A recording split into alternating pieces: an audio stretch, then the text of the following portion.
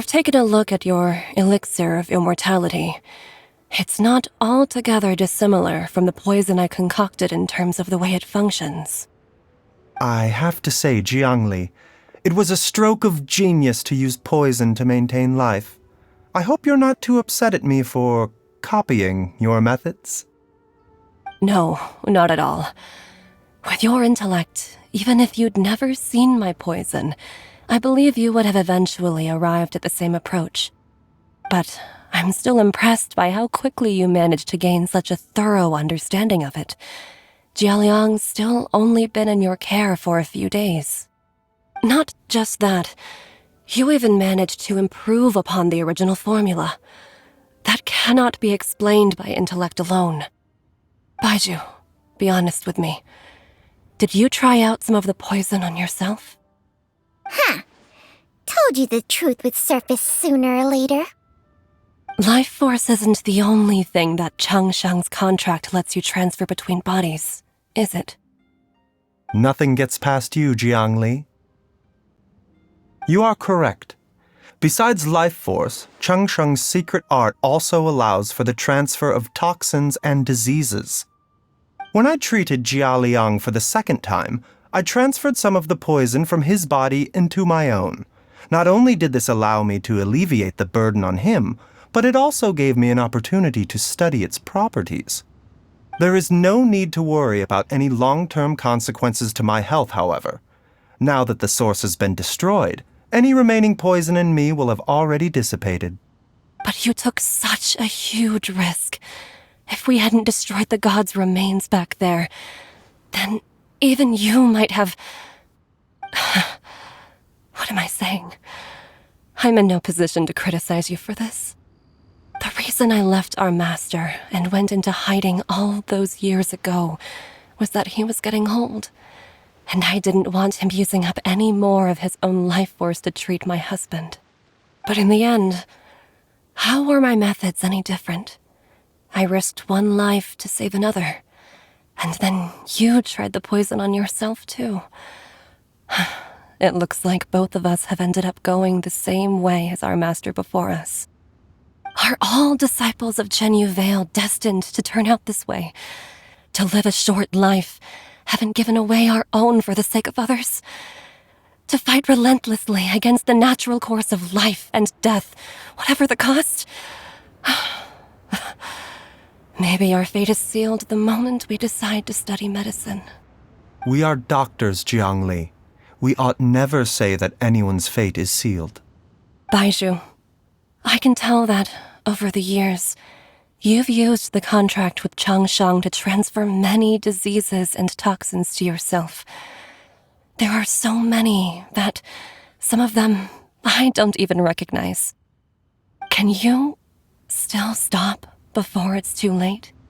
I think you know the answer, Jiangli. Every one of us from Chenyu Vale believes in the same thing.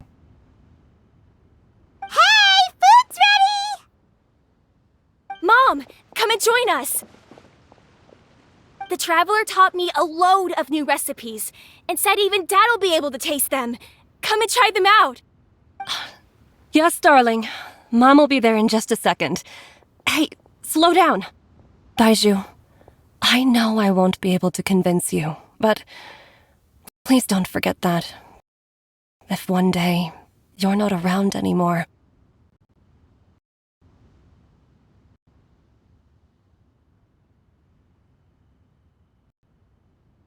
Chi-Chi, Gui, and all the friends who have grown fond of you, they will all miss you dearly.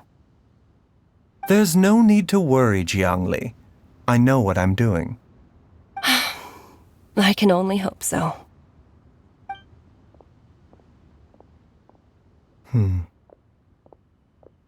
Baizhu, what did Jiang Li mean by not around anymore? Are you gonna be okay? Every single mortal I've ever contracted with, including Baizhu and Jiang Li's master, has passed away at a young age. Wait, that doesn't make any sense. You said that the contract with you helps people live longer. It is a very long story.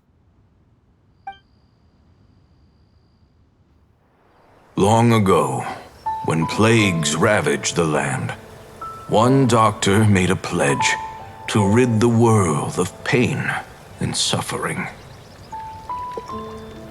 But even the most ingenious mortal medicine could not stay the tide of disease.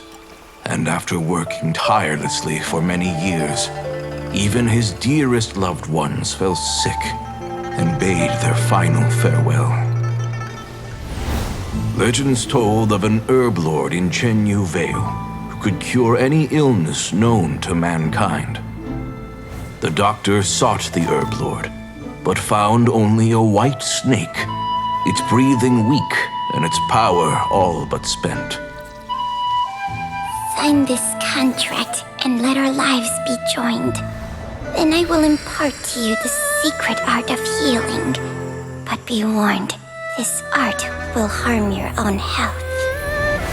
With means beyond human ken, the doctor could now reverse the process of death. And yet, the time still came to say goodbye. Only now, the one departing was the doctor, his life force spent.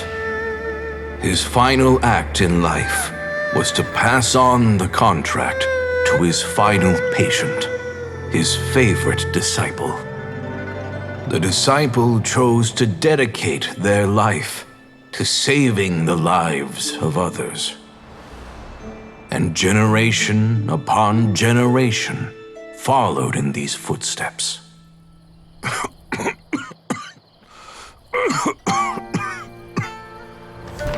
Since I inherited this contract, I've always respected the path taken by my predecessors and followed it myself unquestioningly. That is until I tried to use the art to save my own disciple's beloved. She begged me not to use up my own life force. She said that this art is a poisoned chalice, an evil and unnatural practice. She did not wish to sacrifice one life for the sake of another, when both were lives she treasured. Only then did it occur to me, did I not suffer when my master passed away, just as patients' families do at their loved one's deathbed? Are not the lives cut short by this contract just as worthy of saving as any patients? What is this contract to us? Medicine or poison? Alas, I no longer have enough time left to find the answer. I entrust to your care both Changsheng and this final question. May you find a remedy for this conundrum, which has ailed us so. Time and again, no matter how much I try to warn them or balance their chi, I can never save them. And you? What's your answer? If I abandoned the contract and left you without a host, what would happen? I suppose I'd spend my final moments taking a nice nap on Mount Yaojun. Then I'd be reunited with my old friends and your predecessors. Then it's decided. If there's a life in front of me that deserves to be saved, why shouldn't I do everything within my power to save it? Once again, it's the same answer. So be it. Close your eyes. Who knows how many more people will take on this contract? None. This contract will end with me. My contract has strict requirements on the host's natural temperament. All my hosts have been most pure of heart.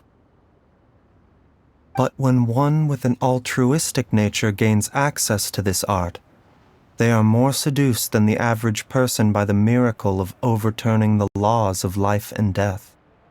Though they know better than anyone else the fate that awaits them, when faced with the sorrows of humanity and the pain of losing their nearest and dearest, they cannot help but reach beyond human means.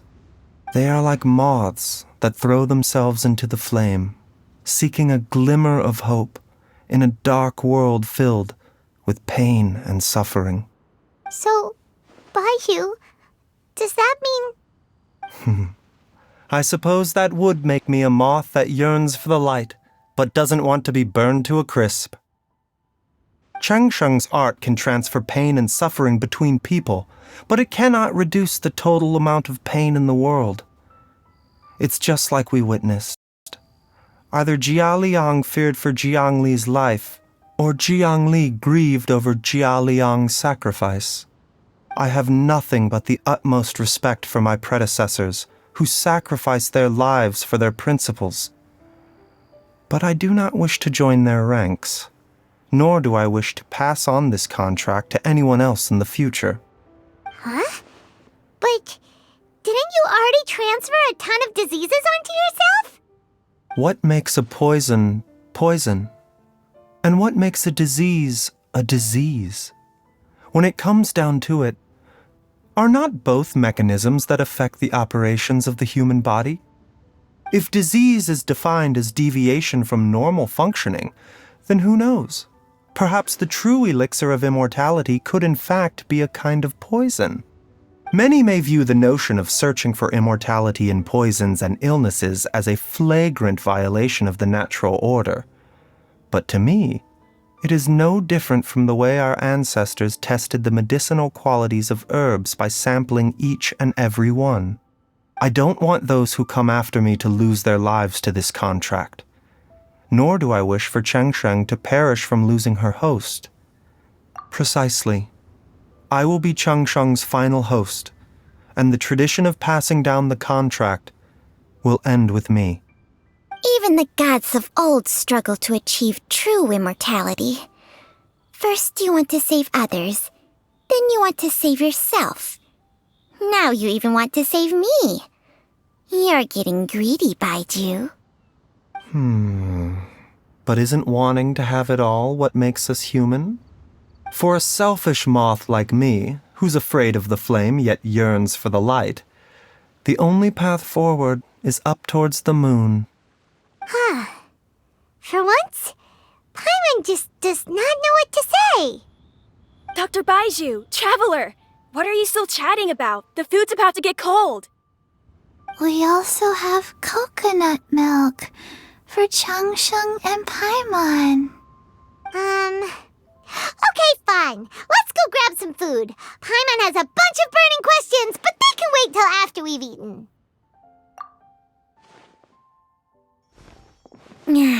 I do envy Paimon sometimes. Eating her fill is enough to satisfy her body and mind. True.